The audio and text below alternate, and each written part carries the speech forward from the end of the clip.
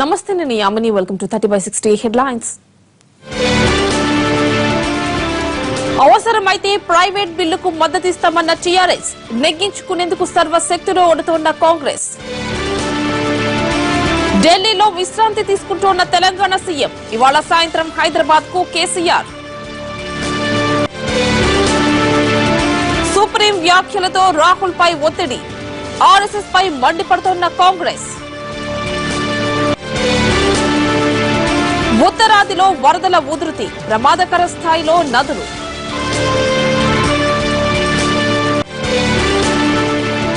West Indies తో రేపే తొలి టెస్ట్, 5 బౌలర్స్ తో బరిలోకి టీమిండియా.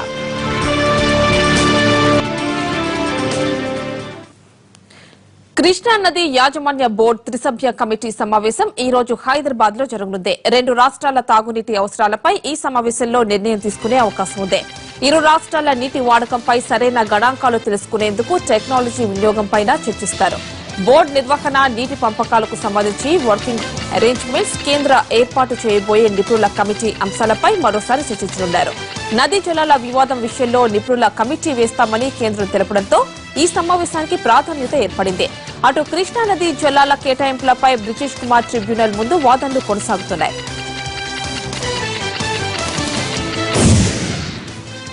తెలంగాణ ఆర్టీసీ గుర్తింపు సంఘాల ఎన్నికల్లో తెలంగాణ మజ్దూర్ యూనియన్ జయ సంకేతం ఎగురవేసింది. మొత్తం 11 రీజియన్లలో 10ని సొంతం చేసుకుంది. కేవలం ఖమ్మం రీజియన్లో మాత్రమే ఈయూఎస్డబ్ల్యూఎఫ్ కూటమి గెలుపొందింది. మిగిలిన అన్ని జిల్లాల్లో 1-2 డిపోల్లో మినహా టీఎంయూ తిరుగులేని ఆధిక్యాన్ని సొంతం చేసుకుంది. ఈ విషయం కేసీఆర్, కేటీఆర్, హరీష్ రావులదే అన్నారు యూనియన్ నేతలు. కార్మికులకు ఇచ్చిన ప్రతి వాగ్దానాలను నెరవేరుస్తామన్నారు. తిరుమల తిరుపతి దేవస్థానం అధికారులు అంగ ప్రదక్షిణ కోసం ఆధార్ను తప్పనిసరి చేశారు. ఆ నిబంధన ఈ రోజు నుంచి అమల్లోకి వస్తుంది. అంగ ప్రదక్షిణ చేయాలనుకునే భక్తులు విధిగా ఆధార్ కార్డు వివరాలను సమర్పించాల్సి ఉంటుందని అధికారులు ప్రకటించారు. కొందరు భక్తులు పదే అంగ ప్రదక్షిణలు చేయడాన్ని నిరోధించేందుకే ఈ నిబంధన తెచ్చామని వివరించారు. అంగ ప్రదక్షిణ కోసం వచ్చే భక్తులకు టికెట్ ఇచ్చే ముందు ఆధార్ వివరాలు నమోదు చేస్తామన్నారు. శ్రీవారి గర్భగుడికి సమీపంలో సుమారు 500 అడుగుల నివిడితో భక్తులు అంగ ప్రదక్షిణ చేస్తుండటం ఎన్నో ఏళ్లుగా ఆనవాయితీగా వస్తోంది.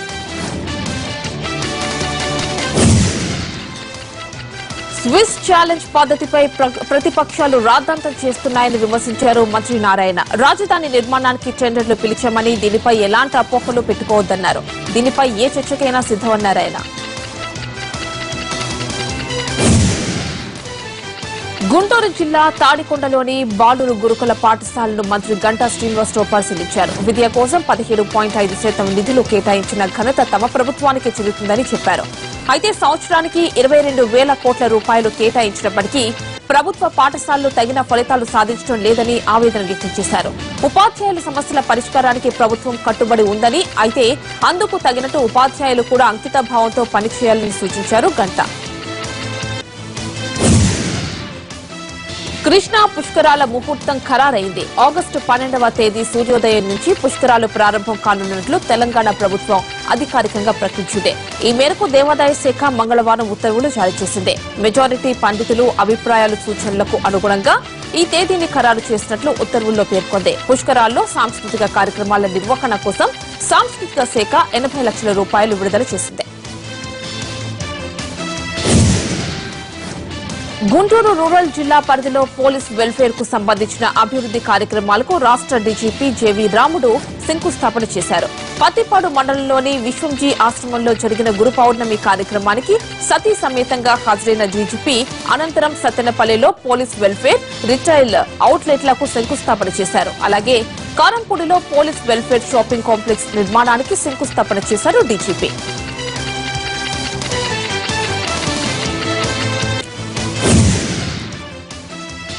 నల్గొండలో కొత్తగా ఏర్పాటు చేసిన నీలగిరి నందనవనం పార్క్ ను మంత్రులు జగదీష్ రెడ్డి, జోగు రామన్నలు ప్రారంభించారు. అనంతరం హరితహారంలో భాగంగా పార్క్ లో మంత్రులు మొక్కలు నాటారు. తెలంగాణకు హరితహారం కార్యక్రమం ఓ సామాజిక ఉద్యమంలా సాగుతుందని మంత్రులు చెప్పారు. అడవులున్న చోటనే వర్షాలు పడతాయని, అందుకు అడవులు విస్తీర్ణం పెంచడానికి ప్రజలంతా సహకరించాలని విజ్ఞప్తి చేశారు.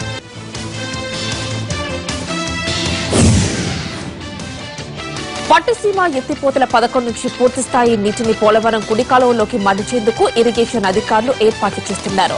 ఇప్పటి వరకు 8 మోటార్ల ద్వారా నీటిని విడుదల చేసిన అధికారులు ఇప్పుడు ఆ సంఖ్యను 10కి పెంచారు. కుడి కాలువ వెంబడి ఇంతవరకు ఎక్కడా అడ్డంకులు ఎదురుకాకపోవడం, గోదావరిలో పుష్కలంగా నీరు ఉండడంతో మోటార్ల సంఖ్యను క్రమేపీ పెంచుతున్నారు.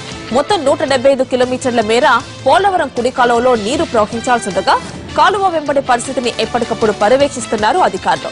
మరోపక్క కుడి కాలువలో ప్రవాహం ఎక్కువగా ఉండే అవకాశం ఉండడంతో చుట్టుపక్కల గ్రామాల ప్రజలు అప్రమత్తంగా ఉండాలని సూచిస్తున్నారు పశ్చిమ గోదావరి జిల్లా కలెక్టర్. తాగుబోతు లారీ డ్రైవర్ నిర్లక్ష్యం ఓ నిండు ప్రాణాన్ని బలికొంది. హైదరాబాద్ ఎర్రగడ్డలో అతి వేగంతో దూసుకొచ్చిన టిప్పర్ లారీ అదుపు తప్పి స్కూటర్ ని ఢీకొట్టింది. ఈ ప్రమాదంలో జనతా బార్ లో వెయిటర్ గా పనిచేసే సుభాష్ మృతి చెందగా అతని మిత్రుడు అజీజ్ కు గాయాలయ్యాయి. లారీ డ్రైవర్ నాగేంద్రరామ్ ని పోలీసులు అదుపులోకి తీసుకున్నారు.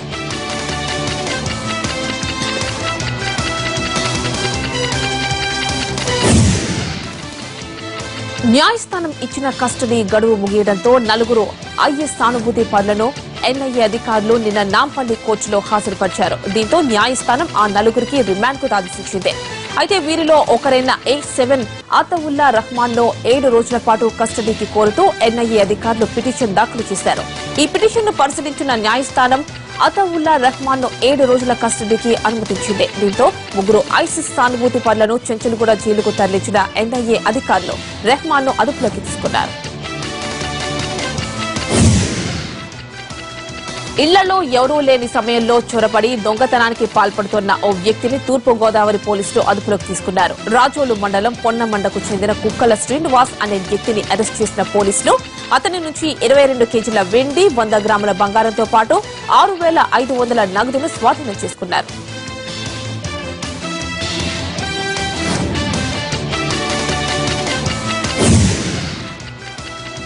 వర్ధమాన సినీ నటి శ్రీప్రియ ప్రేమ వివాహం రాజమండ్రిలో హాట్ టాపిక్ గా మారింది. ప్రియుడి కుటుంబ సభ్యుల నుంచి బెదిరింపులు ఉండడంతో రక్షణ కోసం పోలీసుల్ని ఆశ్రయించింది ఈ జంట. ప్రసన్న కుమార్ అనే బీటెక్ స్టూడెంట్ తో శ్రీప్రియ అలియాస్ చంద్రకళ పెళ్లి జరిగింది. 6 ఏళ్ల క్రితం ఫేస్బుక్ పరిచయం కాస్త ప్రేమగా మారి ఇప్పుడు అది పెళ్లికి దారితీసింది. రాజమండ్రి శివార్లోని ఒక చర్చ్ లో వివాహం చేసుకున్నారు వీరు. కుటుంబ సభ్యుల నుంచి తమకు రక్షణ కల్పించాలని కోరుతూ పోలీసులకు ఫిర్యాదు చేసింది ఈ కొత్త జంట.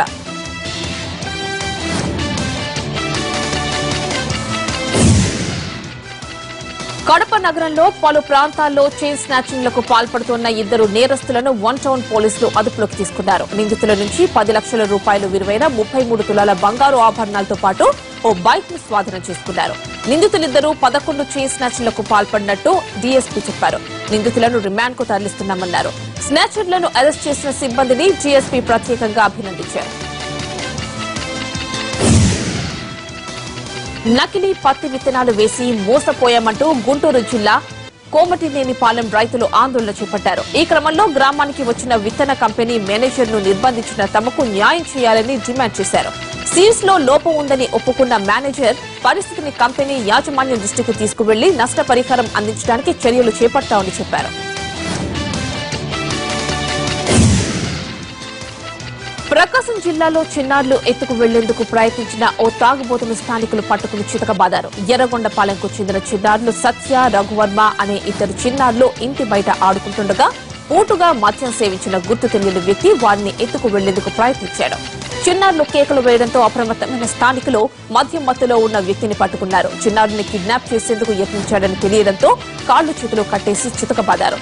సమాచారం అందుకున్న పోలీసులు కిడ్నాప్ కు యత్నించిన వ్యక్తిని అదుపులోకి తీసుకుని విచారిస్తున్నారు. కొడుకును కష్టపడి ప్రయోజకుడిని చేస్తే ఇప్పుడు తమను పట్టించుకోవడం లేదంటూ ఓ తండ్రి మానవ హక్కుల కమిషన్ ను ఆశ్రయించాడు. కర్ణాటకకు చెందిన వెంకట్రెడ్డి తన కొడుకు శ్రీనివాస్ రెడ్డికి 3 ఏళ్ల క్రితం నిజామాబాద్ జిల్లాకు చెందిన యువతితో వివాహం జరిపించాడు.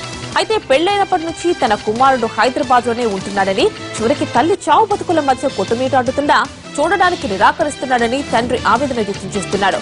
తమ కొడుకును తిరిగి తమ వద్దకు పంపించేలా చర్యలు తీసుకోవాలంటూ కమిషనర్ వెంకట్రెడ్డి వేడుకున్నాడు. అనంతపురం జిల్లా వజ్రకరూరు మండలంలోని గిరిజన తండాల్లో అతిసారం విజృంభిస్తోంది. వ్యాధి బారిన పడి ఇప్పటికే ఓ బాలిక మృతి చెందగా 50 మందికి పైగా ఆసుపత్రి పాలయ్యారు. వ్యాధిగ్రస్తుల్లో పలువురు పరిస్థితి విషమంగా ఉంది. మంచినీటి సరఫరా డ్రైనేజ్ వ్యవస్థపై అధికారులు నిర్లక్ష్యంగా వ్యవహరించడం వల్లే అతిసార ప్రబలుతోందని స్థానికులు ఆరోపిస్తున్నారు. మరోవైపు దగ్గరలో వైద్య సదుపాయాలు లేకపోవడంతో పట్టణ ప్రాంతాలకు వెళ్లాల్సి వస్తోందని ఆవేదన వ్యక్తం చేస్తున్నారు.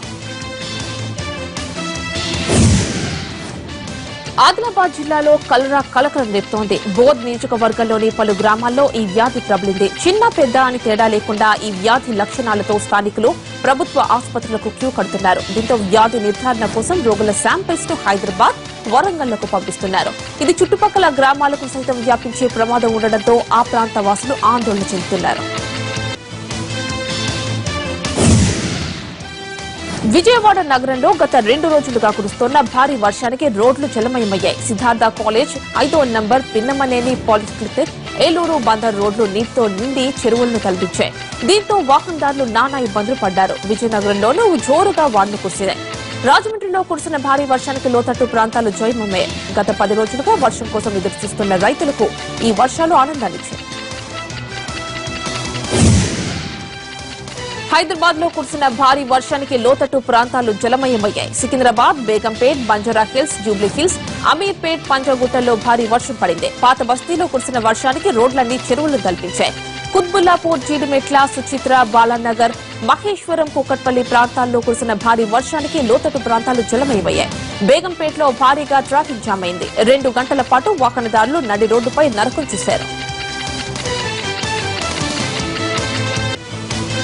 Back to news. అస్సాంలో భారీ వర్షాలకు నదులే కాదు, ఏకంగా నగరాల్లో నీటి వరద పారుతోంది. గుహహట పట్టణం మొత్తం నడు లోతు నీళ్లలో మునిగిపోయింది. ఇళ్లలోకి చేరిన నీటిని మోటార్లతో ఎత్తిపోసుకుంటున్నారు జనం. నదులు, కాలువలు ఎక్కడ చూసినా నీరే కనిపిస్తోంది. 3 రోజులుగా నీళ్లలోనే నానుతున్నారు ప్రజలు. బయటకు వెళ్లే పరిస్థితి లేదు. ఒక్కోసారి బయటకు వెళదామన్నా ఏ బోటులోనూ వెళ్లాల్సిన పరిస్థితి కనిపిస్తోంది.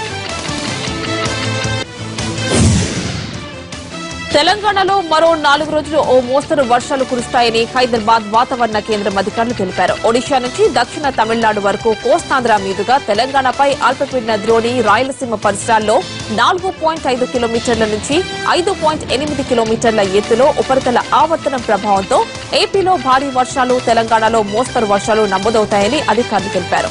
ఆకాశం మేఘావృతమై ఉంటుందన్నారు. ప్రముఖ పుణ్యక్షేత్రమైన తిరుమల కొండలను నో ఫ్లై జోన్ గా ప్రకటించలేమని కేంద్ర పౌర విమానయాన శాఖ సహాయ మంత్రి జయంత్ సిన్హా తెలిపారు. అలా చేస్తే తిరుపతి విమానాశ్రయానికి చేరుకునే సౌలభ్యం తగ్గుతుందని రాజ్యసభ క్వశ్చన్ అవర్ లో ఇచ్చిన రాతపూర్వక సమాధానంలో చెప్పారు. కాగా తిరుమలను నో ఫ్లయింగ్ జోన్ గా ప్రకటించాలంటూ గత కొంతకాలంగా హిందూ ధార్మిక సంస్థలు డిమాండ్ చేస్తున్నాయి. దేశవ్యాప్తంగా వైద్య, దంత కళాశాలల్లో ప్రవేశం కోసం రూపొందించిన national eligibility cum entrance test bill ఎట్టకేలకు లోక్సభలో ఆమోదం పొందింది. దీంతో వచ్చే ఏడాది నుంచి దేశవ్యాప్తంగా ఒకే వైద్య ప్రవేశ పరీక్షను నిర్వహించడానికి మార్గం సుగమమైంది. సభలో ఈ బిల్లును కొన్ని పార్టీలు వ్యతిరేకించగా మరికొన్ని పార్టీల నేతలు పరీక్షను సజావుగా నిర్వహించడానికి తగిన సలహాలు, సూచనలు చేశారు. దేశవ్యాప్తంగా వైద్య సంబంధిత కోర్సుల కోసం వివిధ రాష్ట్రాల్లో పలుమార్లు ప్రవేశ పరీక్షలు నిర్వహించే ప్రక్రియ ముగింపు పలకడం, నిర్వహణలో పారదర్శకత, దోపిడీ వ్యవస్థకు అడ్డుకట్ట వేయడమనే 3 ప్రధాన అంశాలను దృష్టిలో పెట్టుకుని ఈ బిల్లు రూపొందించామని ప్రభుత్వం తెలిపింది. ప్రైవేట్ కాలేజీలు కూడా ఈ బిల్లు పరిధిలోకి వస్తాయని స్పష్టం చేసింది. గత 2 ఏళ్లలో 43,829 కోట్లను లెక్కలో చూపని ఆదాయంగా గుర్తించినట్టు కేంద్ర ఆర్థిక సహాయ మంత్రి సంతోష్ కుమార్ గంగ్వార్ తెలిపారు. రాజ్యసభకు సమర్పించిన రాతపూర్వక పత్రంలో ఆయన ఈ విషయాన్ని వెల్లడించారు. ఎన్ఫోర్స్మెంట్ చర్యలో భాగంగా వన్ టైం కంప్లైన్స్ విండో కింద ఈ మొత్తాన్ని గత 2 ఏళ్లలో గుర్తించామని తెలిపారు. ఇన్కమ్ డిక్లరేషన్ స్కీమ్ 2016 క్రింద 4 నెలల విండోను జూన్ 1 నుంచి ప్రారంభించినట్టు గంగ్వార్ చెప్పారు. ఈ విండో గడువు ముగిసిన అనంతరం ఐటీఎస్ స్కీమ్ క్రింద గుర్తించిన బ్లాక్ మనీ వివరాలను వెల్లడిస్తామన్నారు. బ్యాంకుల వద్ద పెద్ద మొత్తంలో రుణాలు పొంది ఆపై ఎగ్గొడుతున్న వారి సంఖ్య, విలువ ప్రతి ఏడాది పెరుగుతోంది. క్రితం ఆర్థిక సంవత్సరంలో బ్యాంకుల్లో రుణాలు పొందిన వారిలో 8,167 మంది ఉద్దేశపూర్వకంగా 76,685 కోట్లు ఎగనామా పెట్టారని ప్రభుత్వం ప్రకటించింది. 1,524 మందిపై ఎఫ్ఐఆర్ కూడా నమోదైందని ఆర్థిక శాఖ మంత్రి అరుణ్ జైట్లీ రాజ్యసభకు వెల్లడించారు. రుణ రికవరీలకు సంబంధించిన బిల్ ప్రస్తుతం పార్లమెంట్ జాయింట్ కమిటీ పరిశీలనలో ఉందని, డిఫాల్టర్ల నుంచి బకాయిలు వసూలు చేసేందుకు బ్యాంకులు మరింత సమర్థవంతంగా చర్యలు చేపట్టేందుకు ఈ బిల్ దోహదపడనుందని జైట్లీ చెప్పారు. వస్తు సేవల పన్ను బిల్లును వీలైనంత త్వరగా పాస్ చేయాలని ప్రభుత్వం రాజ్యసభను కోరింది. 14వ ఫైనాన్స్ కమిషన్ ప్రకారం సేవా పన్ను ఆదాయాన్ని రాష్ట్రాలతో పంచుకోవడం జరగదు. ఎంత తొందరగా జీఎస్టీని గట్టెక్కించగలిగితే రాష్ట్రాలకు అంత మంచిది. తద్వారా వారికి సేవా పన్ను వసూళ్లలోనూ వాటా లభిస్తుందని రాజ్యసభలో అడిగిన ప్రశ్నలకు సమాధానంగా కేంద్ర ఆర్థిక మంత్రి అరుణ్ జైట్లీ చెప్పారు. పన్ను ఆదాయంలో రాష్ట్రాల వాటాను ప్రస్తుతం ఉన్న 42% నుంచి 50% పెంచే ఆలోచనమైనా ఉందా అన్న ప్రశ్నకు ఆయన స్పందిస్తూ 2020 వరకు రాష్ట్రాల వాటా 42%గానే ఉంటుందని స్పష్టం చేశారు. ఆయన జమ్మూ కాశ్మీర్ నుంచి దేశంలోని ఇతర న్యాయస్థానాలకు సివిల్ క్రిమినల్ కేసులు బదిలీ చేసుకోవచ్చునని సుప్రీంకోర్టు చారిత్రాత్మకమైన తీర్పు వెలువడించింది. సిపిసి, సిఆర్పిసి వంటి కేంద్ర చట్టాలు కాశ్మీర్లో చెల్లవు. అలాంటివే సొంత చట్టాలు కాశ్మీర్కున్నాయి. ఈ దృష్ట్యా ఇప్పటి వరకు కాశ్మీర్ నుంచి కేసులు బయటకు గానీ, బయట నుంచి కాశ్మీర్కు గానీ బదిలీ చేసే అవకాశం లేకుండా పోయింది. అయితే అలా కట్టడి చేయడానికి వీల్లేదని ప్రధాన న్యాయమూర్తి టిఎస్ ఠాకూర్ నేతృత్వంలోని 5 జడ్జిల రాజ్యాంగ ధర్మాసనం సంచలన తీర్పు వెలువడించింది. కాశ్మీర్లో కర్ఫ్యూ కొనసాగుతోంది. నిన్న శ్రీనగర్ లో పలు చోట్ల ఆందోళనకారులు రాళ్లు రువ్వి తోపుడు బండ్లకు నిప్పు పెట్టారని భద్రతా అధికారులు తెలిపారు. కాగా జమ్మూ కాశ్మీర్ ప్రభుత్వం వార్తాపత్రికల ప్రచురణలపై ఎలాంటి నిషేధం విధించలేదని కేంద్ర సమాచార ప్రసార శాఖ మంత్రి వెంకయ్యనాయుడు స్పష్టం చేశారు. మరోవైపు కాశ్మీర్ అల్లర్లలో చెలరిపోయిన వారి సంఖ్య 42కు చేరింది. అనంతనాగ్ జిల్లా కాజీగుండ్ ప్రాంతంలో సోమవారం అల్లర్ల సందర్భంగా జరిగిన కాల్పుల్లో 3 చనిపోవడంపై ఆర్మీ విచారణ ఆదేశించింది.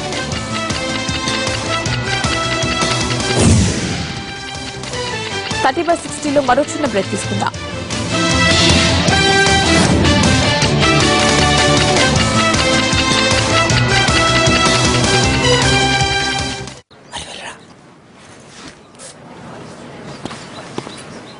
Hi, may I have your number? No.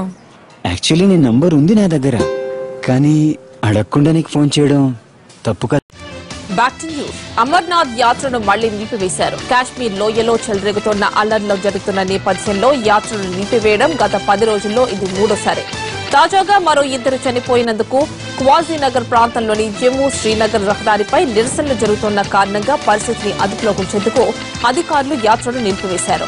యాత్రను తిరిగి ఎప్పుడు ప్రారంభించాలి అనేది అధికారులు చర్చించి నిర్ణయం తీసుకోనున్నారు. అవినీతి ఆరోపణలతో కార్పొరేట్ వ్యవహారాల డీజీ బన్సల్ ను అరెస్ట్ చేయడంతో ఆయన కుటుంబం ఆత్మహత్యకు పాల్పడింది. డీజీ బన్సల్ భార్య, కుమార్తె ఆత్మహత్య చేసుకున్నారు. ఢిల్లీ ప్రతాప్ గంజ్ లో నీల్ కాంత్ అపార్ట్మెంట్ లో నివసించేవారు అవమాన భారంతో ప్రాణాలు తీసుకున్నారు. లంచం తీసుకున్నారంటూ వారం క్రితం బన్సల్ ను సీబీఐ అరెస్ట్ చేసింది. అప్పటి నుంచి కొంత ఆందోళనతో ఉన్నవారు ఇవాళ ఆత్మహత్యకు పాల్పడ్డారు. అమెరికా అధ్యక్ష ఎన్నికల్లో రిపబ్లికన్ల అభ్యర్థిగా డొనాల్డ్ ట్రంప్ ఖరారయ్యారు. రిపబ్లికన్ పార్టీ ట్రంప్ అభ్యర్థిత్వాన్ని కొద్దిసేపటి క్రితం ప్రకటించింది. పార్టీ నిర్ణయాన్ని ట్రంప్ స్వాగతించారు. అమెరికా ఫస్ట్ నినాదంతో దూసుకుపోతామని, ప్రజల ఆశలు వమ్ము కానివ్వంటూ ట్వీట్ చేశారు. ఔత్సాహిక పారిశ్రామికవేత్తలను ప్రోత్సహించేందుకు లక్ష్యంతో స్టేట్ బ్యాంక్ ఆఫ్ ఇండియా రానున్న ఆదివారాన్ని ఎస్ఎంఈ సండేగా ప్రకటించింది. హైదరాబాద్ పరిధిలోని శాఖలన్నీ ఆ రోజున పనిచేస్తాయని అధికారులు ప్రకటించారు. స్టార్టప్ ఇండియా, స్టాండప్ ఇండియా కార్యక్రమాలకు ఊతమిచ్చే లక్ష్యంతో కార్యక్రమాన్ని నిర్వహిస్తున్నట్లు ఆయన తెలిపారు. జూలై 24న ఉదయం 10 గంటల నుంచి సాయంత్రం 5 గంటల వరకు బ్యాంక్ ఖాతాలు తెరిచి ఉంటాయని, ఔత్సాహికులు ఎస్ఎంఈ సండేను సద్వినియోగం చేసుకోవాలని కోరారు.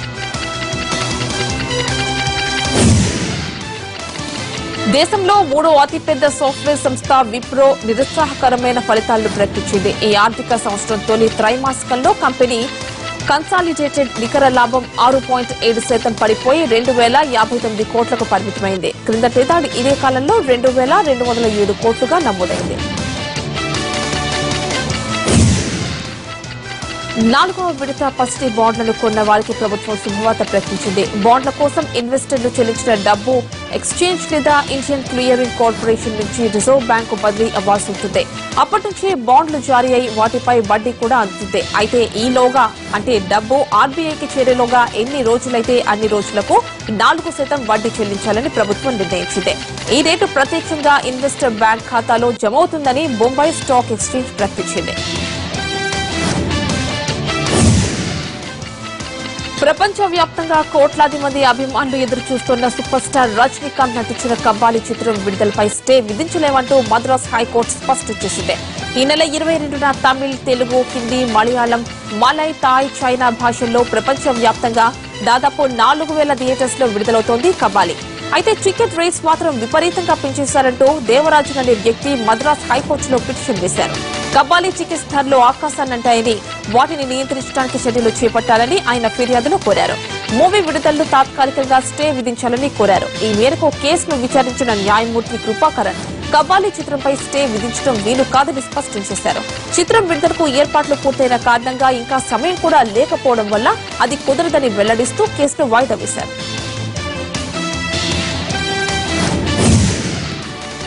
రజనీకాంత్ లేటెస్ట్ మూవీ కబ్బాలి రిలీజ్ నాడు తమిళనాడు, కర్ణాటకలోని కొన్ని కంపెనీలు ఆఫీసులకు సెలవులు ప్రకటించేశాయి. ఎలాగూ సినిమా చూడటానికి ఉద్యోగులు సిక్ లీవ్లు, ఫోన్ స్విచ్ ఆఫ్ చేయడం, మాస్ బంక్ కొట్టడం లాంటి పనులు చేస్తారని ముందుగానే ఊహించిన కంపెనీలు హాలిడే ఇచ్చేశాయి. చెన్నైలోని ఫైండర్స్, బెంగళూరులోని ఓపస్ కంపెనీలు ఆ రోజు తమ కార్యక్రమాలను మూసివేసుకున్నాయి. కోయంబత్తూరులోని మరో సాఫ్ట్వేర్ కంపెనీ పయోడా తమ లక్కీ ఉద్యోగులు 300 మందికి first day first show tickets offer చేశాయి. పసిఫిక్ ద్వీపద్వేషం తైవాన్ లో ఘోర ప్రమాదం జరిగింది. హైవే మీదుగా తాయుయాన్ విమానాశ్రయానికి వెళ్తోన్న టూరిస్ట్ బస్సులో ఒక్కసారిగా మంటలు చెలరేగాయి. కనీసం డోర్లు తెరిచేంత అవకాశం కూడా లేకుండా అగ్నికిలలు బస్సును చుట్టుముట్టేశాయి. దాంతో డ్రైవర్ సహా 26 మంది ప్రాణాలు సజీవ దహనమయ్యారు. సంఘటనా స్థలానికి చేరుకున్న అగ్నిమాపక సిబ్బంది అరగంట తర్వాత గానీ మంటలను పూర్తిగా అదుపు చేయలేకపోయాయి. పోలీసులు మృతదేహాలను ఆసుపత్రికి తరలించారు. బస్సు ప్రవేశ ద్వారం వద్ద మృతదేహాలు కుప్పలుగా పడి ఉండటాన్ని బట్టి వారంతా బయటికి వచ్చే ప్రయత్నం చేస్తుంటారనే నిర్ధారణకు వచ్చినట్లు పోలీస్ న్యూస్ టీం సభ్యులు చెబుతున్నారు. చనిపోయిన వారిలో 16 మంది మహిళలు, 10 మంది పురుషులు ఉన్నారు. వారంతా చైనాకు చెందిన వారేనని పోలీసులు తెలిపారు. మంటలు చెలరేగడానికి ముందు బస్సు రోడ్డుకు ఒక పక్కగా వెళ్లిందని, అలా ఎందుకు వెళ్లింది, మంటలు ఎలా చెలరేగింది ఇంకా తెలియరాలేదంటున్నారు అధికారులు. ముంబై దాడుల సూత్రధారి, most wanted terrorist Hafiz Saeed Kashmir కు స్వతంత్రం పేరుతో భారీ ర్యాలీ చేపట్టాడు. పాకిస్తాన్లోని లాహోర్ నుంచి ఇస్లామాబాద్ వరకు జరుగుతున్న ఈ ర్యాలీలో వేల మంది జమాల్ ఉల్ దవా కార్యకర్తలు వందలాది వాహనాల్లో దేశ రాజధాని వైపు కదిలారు. ర్యాలీ ఈ రోజు ఇస్లామాబాద్ చేరుకోనుంది. అక్కడ భారీ బహిరంగ సభ నిర్వహించి కాశ్మీర్ విషయంలో పాక్ సెనేటర్లు, ఇతర నేతలపై ఒత్తిడి తెస్తామని హఫీజ్ మీడియాకు చెప్పాడు. మంగళ, బుధవారాల్లో జరిగే ర్యాలీ ద్వారా కాశ్మీర్ అంశానికి తిరిగి ప్రాముఖ్యత తీసుకురావాలన్నది హఫీజ్ వ్యూహంగా కనిపిస్తోంది.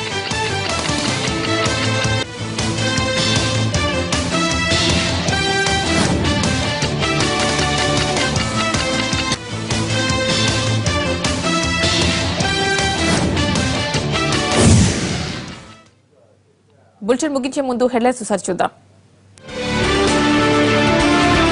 అవసరమైతే ప్రైవేట్ బిల్లుకు మద్దతిస్తామన్న టీఆర్ఎస్, నెగ్గించుకునేందుకు సర్వశక్తులు ఒడుతోన్న కాంగ్రెస్. ఢిల్లీలో విశ్రాంతి తీసుకుంటోన్న తెలంగాణ సీఎం, ఇవాళ సాయంత్రం హైదరాబాద్ కు కేసీఆర్. సుప్రీం వ్యాఖ్యలతో రాహుల్ పై ఒత్తిడి, ఆర్ఎస్ఎస్ పై మండిపడుతోన్న కాంగ్రెస్. ఉత్తరాదిలో వరదల ఉధృతి, ప్రమాదకర స్థాయిలో నదులు.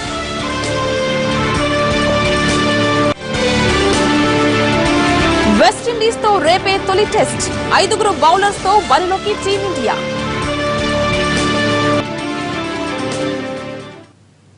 ఇవి 30/60 విశేషాలు. మరి కాసేపట్లో లైవ్ షో టెలికాస్ట్ అవుతుంది. నమస్తే.